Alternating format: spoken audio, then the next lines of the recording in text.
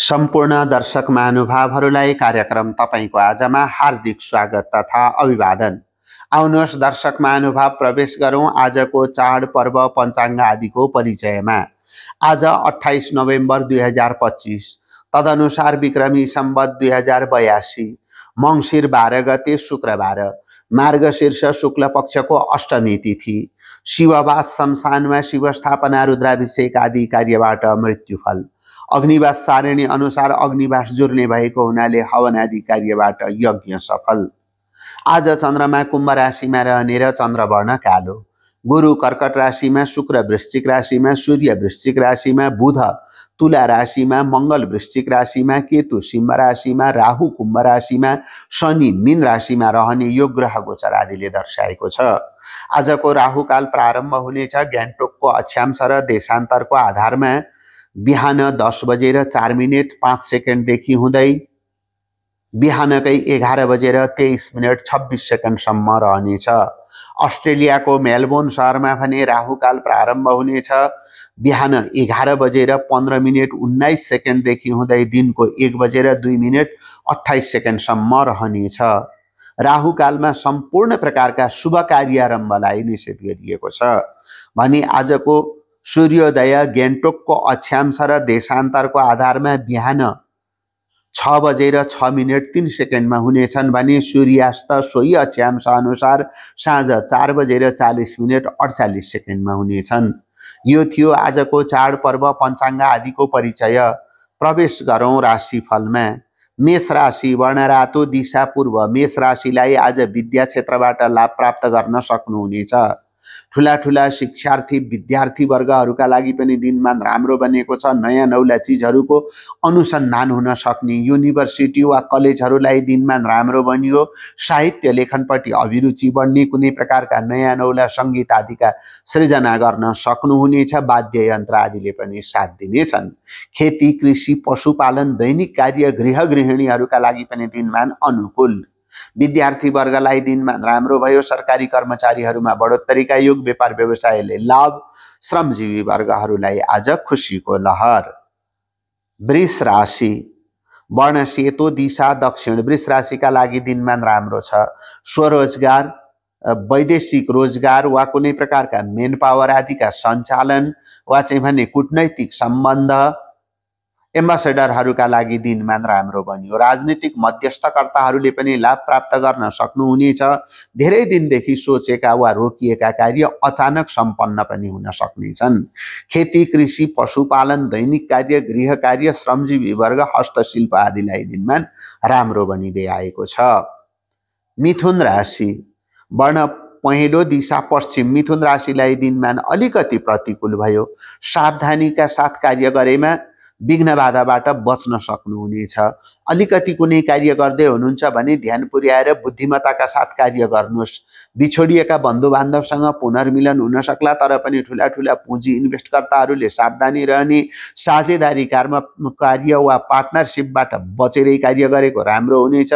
पिडब्ल्युडी railway वा कुनै प्रकारका रोड निर्माण वा चाहिँ भने पाइपलाइन इलेक्ट्रिसिटीका लागि श्रमजीवी वर्गहरूलाई दिनमान राम्रै देखा परेको छ। खेती कृषि पशुपालनलाई दिनमान सामान्य। विद्यार्थी वर्गले अलिकति मेहनत गर्नु पर्ला। अन्य क्षेत्रलाई दिनमान सामान्यतया भन्न सकिन्छ। कर्कट राशि वर्ण सेतो दिशा उत्तर। कर्कट राशिको लागि दिनमान राम्रो छ। Carpenter, fitter, designer, fashion design, beautician, कलाकारिता जगतलाई दिनमान राम्रो बनियो। हस्तशिल्प आदिबाट निर्माण, सानातिना वस्तु ह्यान्डिक्राफ्ट आदिलाई दिनमान राम्रो बनेको छ। खेती कृषि पशुपालन विद्यार्थी वर्गलाई पनि दिनमान राम्रो रहने। सरकारी कर्मचारी र श्रमजीवी वर्गलाई दिनमान अनुकूल। व्यापार व्यवसायबाट लाभ। सिंह राशि वर्ण रातो दिशा पूर्व। सिंह राशिका लागि आज दिनमान राम्रो छ। लघु उद्योग आदिले साथ दिनेछन्। कुनै प्रकारका चम्किलो पदार्थ आदिका व्यापार बिजनेसमा पनि लाभ हुनाले कस्मेटिक ब्युटिसियनलाई लाभ भन्न सकिन्छ। खेतीपाती पशुपालन आदिबाट पनि लाभ हुने, कुनै प्रकारका फुड वा लघु उद्योग निर्माणकर्ताहरूका लागि सानातिना गृह कार्यबाट उत्पादित वा चाहिँ भनेदेखि फ्रोजन फुड वा चाहिँ कुनै प्रकारका छुर्पी, सुपारी, डोको, नाम्लो, डालो जस्ता अर्ग्यानिक चिजहरूले पनि साथ दिनेछन्। खेती, कृषि, पशुपालन विद्यार्थी वर्गलाई दिनमान राम्रो रहने, श्रमजीवी वर्गहरूलाई दिनमान अनुकूल, राजनीतिक क्षेत्र र व्यापार व्यवसायका लागि दिनमान मध्यम भन्न सकिन्छ। कन्या राशि वर्ण पहेँलो दिशा दक्षिण। कन्या राशिका लागि दिनमान राम्रो भयो। कन्या राशिले स्ट्रिट फुड, फ्रोजन फुड वा चाहिँ कुनै प्रकारका रेस्टुरेन्ट, होटल, खाद्य सामग्री आदिबाट लाभ प्राप्त गर्न सक्नुहुनेछ। ठुला ठुला भोजनालय आदिका सञ्चालनकर्ताहरू, कुक, रसोई, मिठाई आदिका निर्माणकर्ताहरू, स्विट्स कर्नरहरूलाई दिनमा निकै नै राम्रो बनिँदै आएको छ। खेलकुद मनोरञ्जनपट्टि पनि अभिरुचि बढ्नेछ। प्रेम प्रसङ्गमा सफलताले मन प्रफुल्लित हुने, बिछोडिएका बन्धु बान्धवहरूले पुनः साथ दिनेछन्। तुला राशि वर्ण सेतो दिशा पश्चिम। तुला राशिलाई दिनमान अलिकति प्रतिकूल भयो। के कार्य गर्दै हुनुहुन्छ अलिकति सोचेर सम्झेर बुझेर मात्र प्रस्तुत हुनुहोस्। नशाजन्य पदार्थको सेवनबाट टाढा रहनुहोस्। विद्यार्थी वर्गले कडा मेहनत गर्ने, सरकारी कर्मचारीहरूले पनि अलिकति संयमता अपनाएको राम्रो हुनेछ। खेती, कृषि, पशुपालन आदिलाई दिनमान अनुकूल नै देखा परेको छ, तर पनि सरकारी कर्मचारीहरू, श्रमजीवी वर्गहरूले पनि अलिकति संयमता अपनाउनुहोस्। व्यापार व्यवसायलाई दिनमान मध्यम भन्न सकिन्छ। वृश्चिक राशि वर्ण रातो दिशा उत्तर। वृश्चिक राशिको लागि दिनमान राम्रो छ। पशुपालन बाख्रा, कुखुरा, भैँसी, गाई, परेवा, हाँस, मत्स्यपालन, मौरी पालन आदिबाट लाभ प्राप्त गर्न सक्नुहुनेछ। खेतीपाती अर्ग्यानिक फुड आदिले पनि साथ दिनेछन्। सागसब्जी आदिका खेतीपाती, अलैँची, ओलन, अम्लिसो, आलु, दूध आदिका व्यापार बिजनेसहरू, अदुवा खेतीहरूबाट लाभ प्राप्त गर्ने योग देखा परेको छ। मिष्टान्न पान आदिका योग र प्रेम प्रसङ्गमा सफलताले मन प्रफुल्लित रहने, विद्यार्थी वर्गहरूमा कुनै प्रकारको विजय उत्सव वा खेलकुद आदिमा विजय प्राप्त गर्न सकिने, सरकारी कर्मचारीहरूलाई पनि दिनमान राम्रो, श्रमजीवी वर्गहरूलाई दिनमान खुसीको लहर। धनु राशि वर्ण पहेँलो दिशा पूर्व। धनु राशिका लागि दिनमान राम्रो छ। होटल व्यवसाय, travel agency, tourist guide, travel ट्रेकरहरूका लागि दिनमान राम्रो बन्यो।